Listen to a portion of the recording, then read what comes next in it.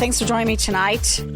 Listen, there's been some real movement here, I believe, about what might happen in Gaza. And we're going to talk with my buddy, Jonathan Greenberg, right now. Jonathan is the CEO of Empower Illinois, which is building a movement for school choice in Illinois. His professional background includes years as the Midwest political director at the American Israel Public Affairs Committee, and he is an ordained rabbi. Jonathan, before we have you weigh in, I want to play this little clip here. This is Steve Witkoff, who has been Trump's ambassador to try and get this done, his special envoy. Here's him talking about Gaza's future. I think Gaza is a really rough place to go back to. I think that families going back there thinking that there's an easy reconstruction process, that they've been on some level deceived.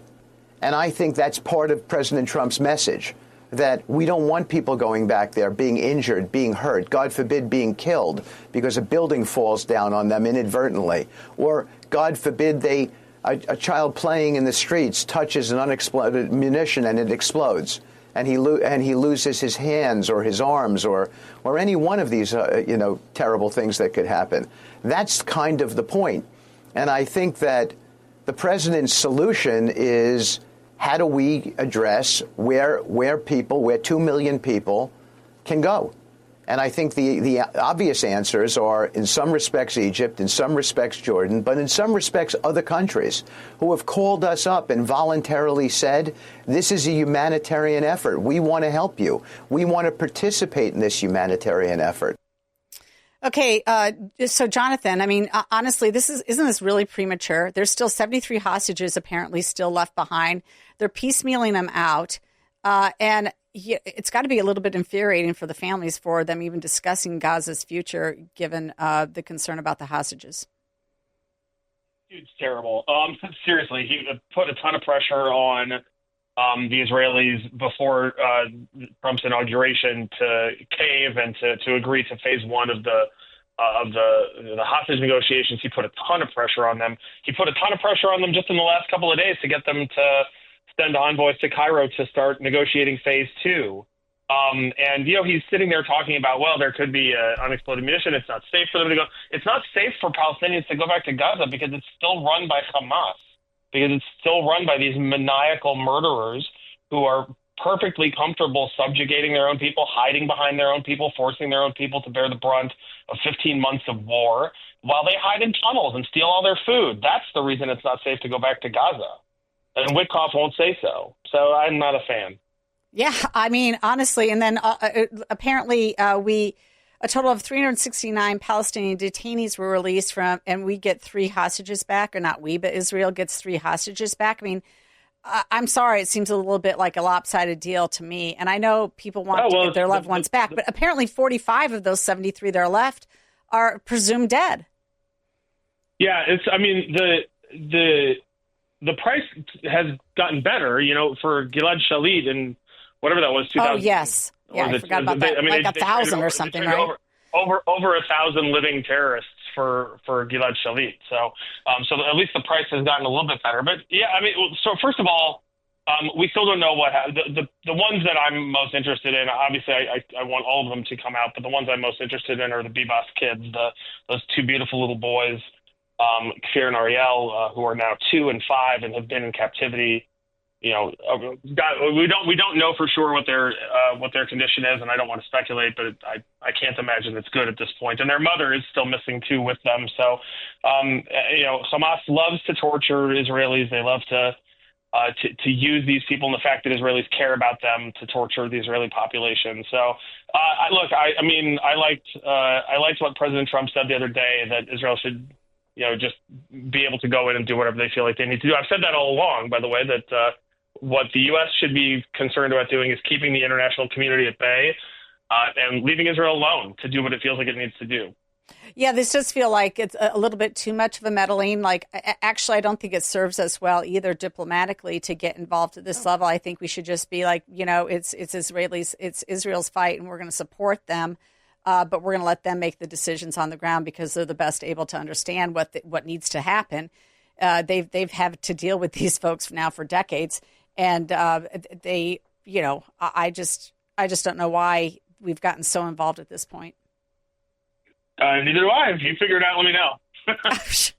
Well, I can't. Okay, but so now they're going to go to phase 2, apparently, or they're negotiating phase 2 of a 3-phase strategy. Phase 3 being essentially the rebuilding of Gaza, and we might as well just go there and discuss it. I mean, do you see any way of actually, I guess, distributing 2 million Palestinians throughout the world so that you, I guess, dilute their connectedness to each other so that maybe this doesn't happen again?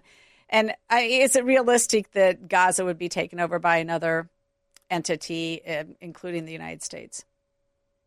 No, I don't see a way of doing that. And no, I don't think that's realistic. Look, I mean, people, in order to resettle people who in other places, they have to want to leave, right? So the Syrians, we resettled millions of Syrians all over Europe during the Syrian civil war. That was because they left. They fled. Gazans don't generally want to leave. And even if they wanted to leave, Hamas doesn't want them to leave. Hamas will shoot at them to keep them from leaving. Those people are Hamas's insurance policy. They want as many dead Palestinians as they can get because that's what gives them cover. That's what allows them to cry to the international community and get the international community to force Israel to make concessions that Hamas can't force them to give on the battlefield. So they need those people there. They're not going to let them leave. And the last thing, and the real problem I have is that all the people who are talking about this don't understand the people that they're dealing with. They think about these things the way Westerners think about them. We seek positive sum solutions. These are zero sum people, and they're not interested in your peaceful solutions. There's only one way that we're going to do this, and that's to kill every living Hamas member. We're not going to. The U.S. isn't going to do it. We should let Israel do it. Okay, before we just talk about Empower Illinois, which I want to get to just a bit, what don't you believe? I personally think that Egypt and Jordan and other countries, not Israel, should be more involved in the solution here. Maybe we'd get a better result. Maybe. The thing is, they don't want. They don't want. Okay. No, they don't. They don't want Palestinians in their country either. They're a destabilizing presence politically. So the Egyptians and Jordanians don't want them there either. All right. Okay. Well, let's put on your other hat, which is the new executive director of Empower Illinois. And I did go to your kickoff, your reboot session. It was fantastic. And you had quite a few great panelists there. And yet you even have a Democrat there talking, actually a few of them, talking about the school choice movement in Illinois. So tell us more about that. Where do you think it's going to go? What do you think we're going to have to do to get school choice back in the groove? Immediately, as you heard, I think it's not going to go anywhere anytime soon. We have to build a movement. I said during the event, CTU wins. The Chicago Teachers Union wins because they're good.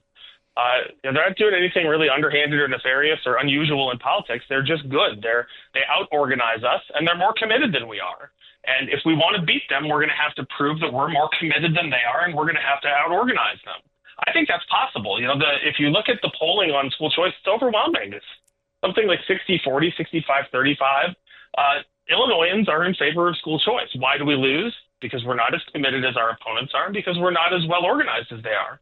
So that's what Empower Illinois is going to do now. We're going to organize first of all, we're going to take the existing ecosystem for school choice, and there's a significant one, and we're going to organize that, and then we're going to build a movement around that.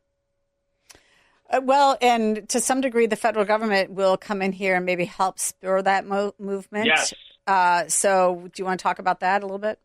Yeah. So there's right now it's a standalone bill. It'll end up in the budget reconciliation process called the Educational Choice for Children Act, ECCA. And you can find more information about it by Googling Educational Choice for Children Act. And this would create a federal tax credit scholarship program, just like the one that we had in Illinois at the state level. people will be able to give money to scholarships it'll be means tested. So it'll be mostly middle and lower income families who will benefit from it. But it'll create a tax credit scholarship program so that you and I can give scholarship money for kids to go to private schools, get them out of bad public schools and into good private schools. And then we get tax credit on our federal income taxes. The state program obviously is for state income taxes. And this would effectively create a school choice program in every state at the federal level. So we're absolutely in favor of it. We had a number of people who are helping push it at the federal level who came to speak to us. We think it's it really bails Illinois out. We were not able to save the Invest in Kids Act. This would come in and create something that would kind of replace it, that would give us a beachhead from which to operate. So we're absolutely in favor of it. And anybody who's listening should go out and call their members of Congress, including Democrats. This shouldn't be a partisan issue. Democrats aren't generally in favor of it, but there's no reason that they can't be. And so even if your member of Congress is a Democrat, please give them a call and let them know that this is something you support. Okay. And, I also believe that information is powerful. And when people are given the right information, they usually will make a better choice when it comes to the ballot box. And I think the school choice issue gets a little bit muddled. So so-and-so can say, oh, I'm for school choice. I like charter schools. That's not true school choice. And I think politicians have gotten away too long with sort of pandering to both sides, pandering to the unions that support their campaigns, and yet pandering to parents and saying, well, yes, charter and magnet schools should solve the problem. They don't.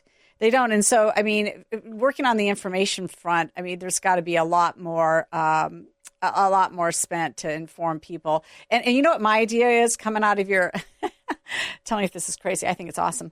Coming out of your program, I love this idea. You walk into a sandwich shop, right? And every single sandwich, you have to put what the calories are on for every sandwich, right? You need to know because we want you to make the healthy choice. Well, why isn't that true for your school? How come every public school shouldn't have a sign right there by the door? Oh, here's your proficiency scores. Everybody in this school district, only 15% of them read at grade level. Shouldn't they have the truth be posted right there? I think that'd be great. I think we should. It's a great idea. I will say, listen, I think that our organization is for universal school choice. Yes. But I don't think we're going to get universal school choice immediately in Illinois. It may take a very long time. We have a political culture to change and a movement to build.